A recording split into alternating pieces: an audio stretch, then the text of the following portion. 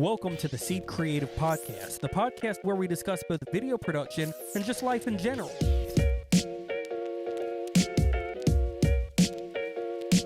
The goal of this podcast is the same as the goal of our business, to make a difference in people's lives. Hello, this is George Edmondson with the Seed Creative Podcast. My guest host, Nicholas Coker, who's in the room, and we are just going on the fly today. We have just invited a bunch of random people to a Zoom call, and we have no idea what's going to happen. So join in for the fun. This could be totally awesome or a total disaster. All right, let's admit them. All right, so our first guest is going to be Mr. Jake Forsher. I've never met Jake myself. I don't know if you have, so here we go. Come on in, Jake. Yeah, there's going to be, I think there's going to be a bunch of people that are wanting. Yeah, there's a bunch of people wanting to join. Okay, we'll start with Jake. Well, let's let them all in. You want to let everybody in? Yeah, let's let them all in at once. Okay. Why is it doing that? Stop that. Howdy. Hey. Hey, what's going on, guys? You hear me okay? We can hear you okay. Yeah, we are still trying to get everyone added in because there's a couple people trying to get in here. Mm-hmm. Yeah, I'm fine with that, man. Okay. Yeah. Sweet. We sent we sent everyone the wrong link. I was like, oh crap. So we're just trying to get a couple more people in. So Jake, and then Forrest Proctor. Hey, Forrest, are you here? Yeah, I'm here, brother. I feel embarrassed because y'all have all these nice setups, but here I am. Bro, we got to see you, man. Yeah, come on in. I'm trying. Down at the left, there should be some sort. There it is. There he is. I'm down in the dungeon, bro. Polaroid. Hey, that's cool, though. That's a cool hat. That's a cool look. Oh, thanks, man. It was $1. Oh, sweet. All right, awesome. All right, so who else are we waiting on? Wandering Wolf. Is that either one of y'all? That's Michael Collins. Wandering Wolf. He better be a cowboy. Michael Collins. Michael Collins. That's the astronaut. Is it? Yeah, third guy Can on y'all the hear us Apollo okay? 11 mission. Yeah, you sound great. Awesome. Yeah, okay. Definitely. Sweet. All right, so first things first, since we're just waiting on some other people, this is the Seed Creative Podcast. As y'all know, you are being recorded, both video and audio. Just wanted to make sure everyone's on the same page. And we have like a 40-minute time limit, so we're just going to chat for like 20 or 30 minutes or so. But honestly, guys, we had a podcast scheduled, and we wanted to have my wife to come on. And she just wasn't able to do it. We've got too much going on. So here we are. We were like, you know what would be fun? Why don't we just put out an opportunity to chat with some people in the video community and just see what's going on. So, Jake, why don't we start with you, man? Tell us a little bit about yourself, who you are, and what you do. So, congratulations on being like one of the very few people that can pronounce my last name. Apparently it's difficult, but you killed it on your Facebook live stream. But yeah, my name's Jake Forsher. I'm in Dallas, Texas. Right now, I currently serve as the video production lead for TBK Bank. And I just recently got this position. I've been here for a month, but last year, in October, I started my own media production company. I've been doing freelance for many, many years. And it finally got to the point where I'm like, man, I need to make this official. So I would love to speak a little bit about my story whenever the time comes. And also hopefully get some advice on how to grow a small media production company. Awesome, man. And then thank you for sharing. And then, so we have your name on here is Epoch Film, but I'm assuming your name isn't Epoch Film. If it is, that's an awesome name. No, I thought about getting it changed a few times, but no, that's not like my birth name or anything. My name is Forrest Proctor. I actually own a company called Epic Film and Photography, but it can be pronounced Epoch. Those are both correct. So when people say Epoch, I just let it go. I'm like, cool. You want to call it Epoch? That works for me. But I do like documentary style cinematography and editing for a few different companies, including my own. So I'm sort of all over the place, but it's really like storytelling. I do like corporate documentaries, documentaries for individuals and then for networks and stuff like that. So I'm from Mississippi, South Mississippi, but my office is here in Mobile. So. Oh, cool. So you're in Alabama. Yeah, I'm not too far. Fantastic. Yeah, dude, that's awesome, man. So, Jake, let's go back to you, man. You'd mentioned you'd love an opportunity to just kind of share your story. So, I'm definitely interested in hearing. So, yeah, why don't you take it away and let us all know kind of where you started and where you're coming from. Yeah. So I am one of the very lucky few, maybe not amongst us, but out of the, billions of people on the earth who at an early age figured out what they're passionate about. And man, when I was like in third, fourth grade, I just was always filming stuff on my parents' little digital camera, little Canon point and shoot, just crappy, terrible footage. But that really instilled a love in me in editing. So I've always loved that. I got to high school and found an AV class, not just a club, but a whole class dedicated to that. And that really just lit a fire in me on like, okay, how can we do this? And at that time, we're primarily focusing on narrative-based, shorts and things like that. But that got the equipment in my hands, that got the software in front of me. And then after that, I realized, okay, all my friends are going to college and they're majoring in all these majors that focus on accounting or business. And I didn't want to do that. I knew that I would be very unhappy if I pursued something I wasn't passionate about just to make money. So I went and majored in film, and we got made fun of a lot, but luckily I had a lot of support around me. My girlfriend, who's my wife now, and my parents were very supportive. And then right after high school, I got my job. Hated it. Was in communications. It was the worst. I was stuck in a cubicle and I was just, oh man, I was paid hourly and it just went by really slow. And that's when I was like, I reached out to my old film teacher and said, hey, how do I teach film? And he's like, hey, we're hiring. So I got my foot in the door and got to get some really cool experience teaching high school AV production. And keep in mind, throughout this entire process, I was doing a lot of freelance. So I was scratching that itch. And then a month ago, a few months back, I just decided I'm very unfulfilled. Like there's something missing with teaching. And I was thinking about my career and my growth. And I was just thinking long term, like, okay, what are my options? I can be a principal. I can be a professor. And then I said, if I'm doing anything that's not revolving around film, like if I was a principal, obviously I wouldn't be teaching film. If I was a professor, I would have a lot of other duties that I'd have to worry about. Would I be happy? And the answer was no. So then I decided to use my pre-existing portfolio and reach out to companies. And that was a very lengthy process. And I landed an amazing job. I'm about a month in with a multi-billion-dollar company, TBK Bank, and I'm running their video production. And it's a new position that they are heavily investing in. So I get to live everyone's dream of making an equipment list with no budget. That is a dream. I so wish that I could do that, but unfortunately, I'm the one that has to pay for it all. So that's Nick Golden's job, is to make a list of all the crap he wants, and my job to say no. Yeah, it's a fun opportunity, but I also am on the other side of the coin because I do own my own media production company as well, Headway Media, and we are very small. I have a few freelancers that I contract out to, but it used to be just me. We've had several gigs. If you check out our website, you'll see there's not a whole lot on there, maybe 7 or 8 projects.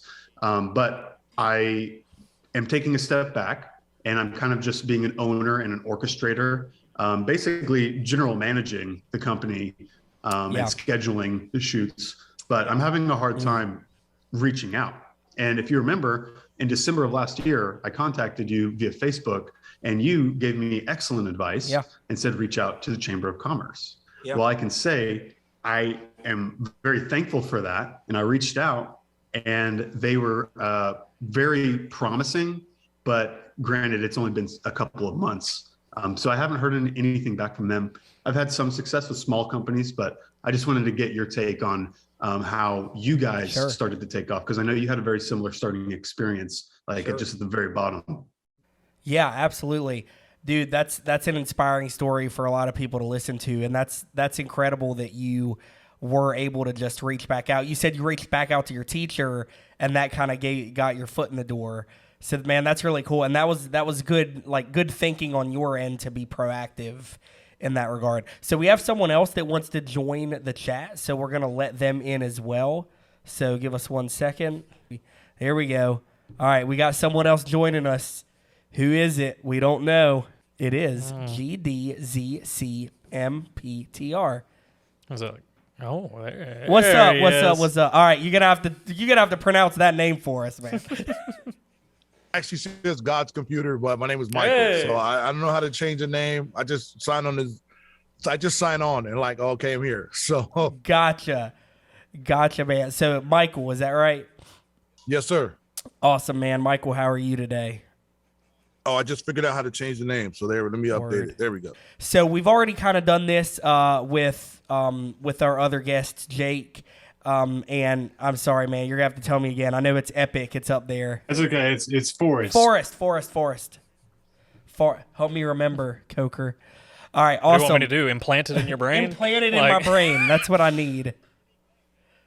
Forrest Gump. There we go. Boom. All right, so Michael and Jason, let's start with you, Michael, man. Why don't you give us like the 30 to 45 second elevator pitch of who you are, where you come from, and what you do? My name is Michael Williams. I am an owner of Creative Studios in Phoenix, Arizona. And the short pitch is I teach live streaming. So I've been doing video and media for a long time. I work with a lot of churches, small businesses. So we spend most of our day streaming, teaching people how to do live streaming. I still do graphic design kind of on the side, but live streaming and video is life right now. So that's what I do. Absolutely. Nice. I have a follow-up question before we let Jason enter in. Was the live streaming stuff, was that born out of the necessity through the COVID pandemic, or was that something you were already doing? We started doing live streaming like on a lower scale, right, in 2009 with live stream before Vimeo bought it. So we were showing churches how to just do like a low budget live stream. Yeah. It kind of died off up until the pandemic, but during the pandemic, that's the only way we stayed in business. I bet you exploded. Yeah. So it was my wife, my kids.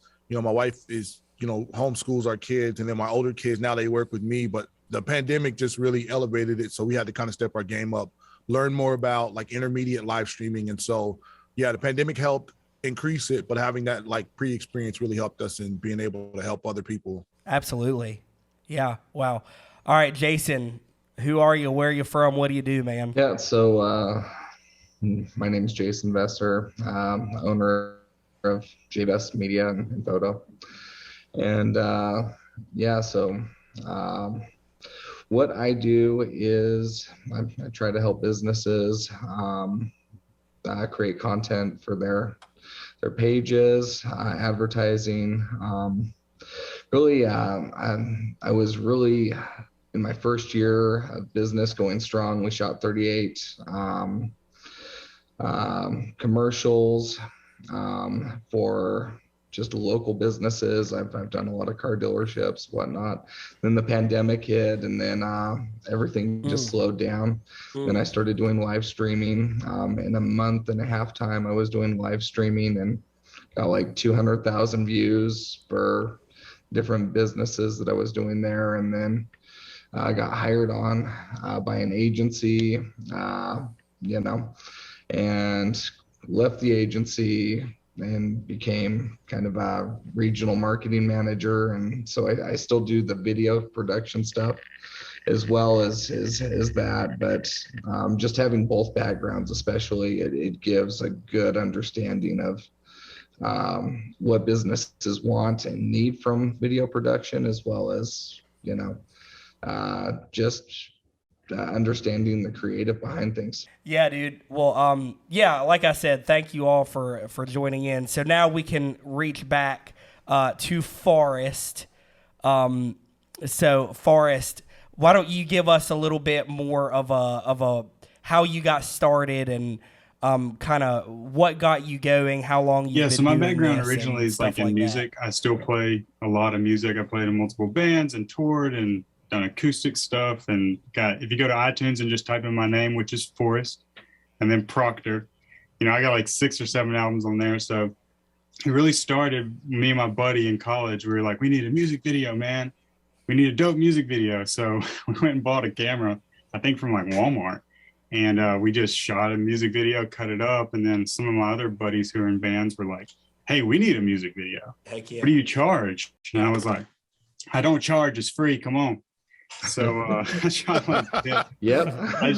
I shot like 10 of those because I don't know. I just did it. And the liquor store I was working at, you know, I was slinging that liquor on the daily. The owner was like, hey, we need a commercial. And so I shot a commercial for him, and it just kind of snowballed. And that's like 8 years ago, I think. And I started getting really into like the storytelling side of it. Because when you start, you know, you're into like, you shoot weddings, you basically shoot like music videos. That's basically what you do. And it stopped being fulfilling just because there's no substance there. No, I mean, I'm shooting a wedding tomorrow, so I can't like bash weddings too hard. But I got into the storytelling side, and I landed this gig doing a documentary about Jerry St. Pé about 3 years ago. If you don't know him, he was like the president of Ingles for like 20 something years, but it was a big deal, you know, like he was looking for a filmmaker to make this documentary. So I made that. And since then, I think I've made like 6 or 7 documentaries, and they're all like short form, like 8 to 16 minutes long. And last week was probably the biggest gig of my life, working for the National Foundation of Science with Net Geo, working on a documentary down awesome, here. Man. Yeah, and I think I got malaria from being down in the swamp because, dude, I got these bites all over my body. Well, congrats you know, on the big gig, not congrats on malaria.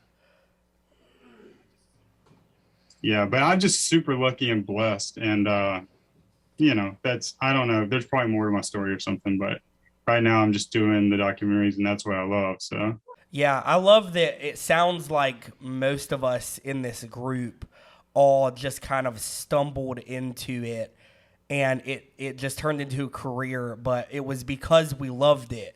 It wasn't, you know what I mean, like going into it. I mean, and obviously there's nothing wrong with it. If you know at an early age, I want to be in video, I want to go to school for this, whatever, that's fantastic. But there's something definitely also special about never anticipating video to be such a big, important part of your life that you can make a career out of it, and then it just kind of naturally happens. That's the same with me. I've shared my story a million times. There's no need for me to hash it out all over again. But I find a lot of similarities in every one of your stories that definitely correlate back to how I got started. All right, Michael, you're next on our list. You're our next victim. So, man, I know you shared a little bit about, like, the 2009 is when y'all got into it, but I guess maybe even before that, like, has video always been something that you've been interested in? Like, where did you really, like, where was that foundational, what was that foundational, like, experience that got you kind of into video? So, long story short, you know, 20 years ago, I had a dream I was doing graphic design. This is right when I was in college. You know, I got married young. I had a dream I was doing graphic design, like literally, and I got up, I was like, I'm gonna do graphic design. And my wife and my mom were like, you're crazy. You know, nobody does graphic design. You gotta learn it and stuff. So I get up, I go to Word, I make a flyer, and I get a client the next day in another city, like California. He's a dentist office. Like, yo, I need a flyer for my dentist office. I'm like, I'm your man. Like, you know, I made up some old cheesy cards on the computer. It was like a cheesy name, like Computer Designs for the Lord or something like that. And I printed them out. And I made it. So I was doing graphic design for a long time. I got to work at a copy shop, print shop, and every guy that worked at the print shop were all graphic designers. So they started teaching me stuff. And so at some point, maybe 8 or 9 years in, I would always have problems with people giving me bad pictures and stuff like that. And I'm like, I just can't do graphic design with bad pictures. Like, I'm trying to learn, I'm trying to get better. You know, Photoshop didn't have the tools that they have now. So I got a pretty big boxing client, right? For the state of Arizona. They were actually one of the top promoters in Arizona. And we're driving down to Tucson, and they're like, hey, I'm just tired of, you know, paying photographers, and I got to wait like 3 years to get my pictures. You know, she was just going off, and we're driving. I said, listen, shut up. There's a Best Buy right there. If you want great pictures, go in there and buy me a camera right now. So we're in a van with other people. She pulls off the freeway. They roll into Best. I didn't even know anything about cameras, right? I'm just walking in. And so I'm like, if I was smarter, I would have got the best camera there, but I couldn't. So yeah, get that one. So she bought me a Canon T3i, right? Yeah, dude, what a great camera for you to have chosen too. Don't give me any credit. I just looked at it. I'm like, get that one right there. You know what I mean? That's it. That's the camera we need. It was the Lord, man. Right. We go down there, right? My first gig was for free because she bought the camera. I ended up taking like 3,000 pictures and like 29 of them were horrible because I was just acting like I knew what I was doing. I was just pointing, shooting, click, click, yeah, click, click. So I get back, I have to Photoshop them one by one because I have no idea how to use any photo software. And so that was my introductory into photography, which later turned into video. For like the first 5 years, I was like your last guy. I didn't get paid nothing.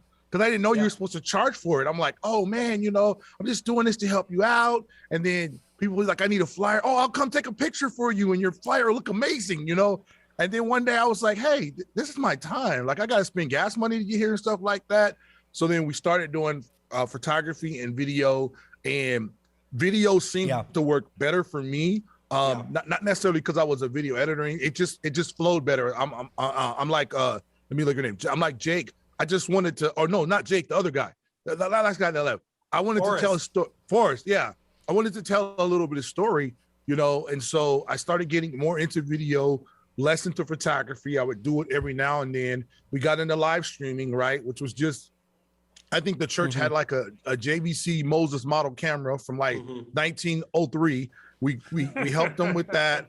And we started building on that, and as we grew, like we didn't get to like the mega live streaming production company, but we did get to learn enough to be able to start telling people, hey, okay, get this camera, don't do this, get better lighting, get some better audio, my YouTube channel, my YouTube channel is more for the budget conscious streamer. You know what I mean? It was ones so I still love videography. I would love to get into making some movies and doing some more music videos because I think I like to tell a story.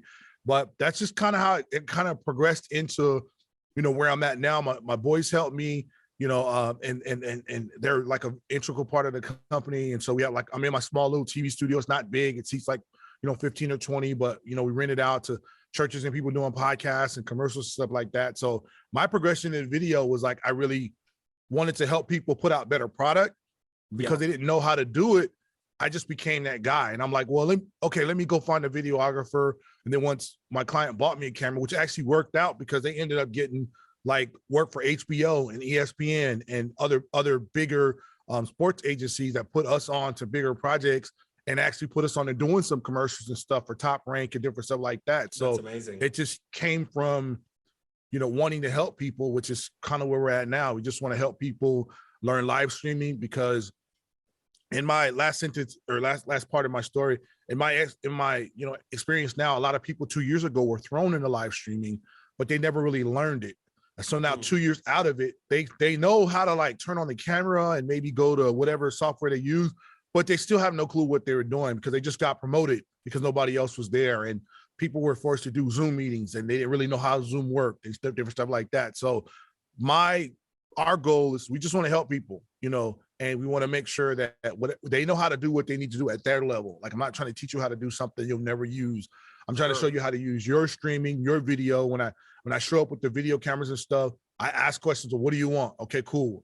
If you want something that somebody else has that doesn't work for you, I'm pretty honest. It was like, yeah, you probably don't want to invest in that. It's gonna cost you way too much money. It's gonna take way longer.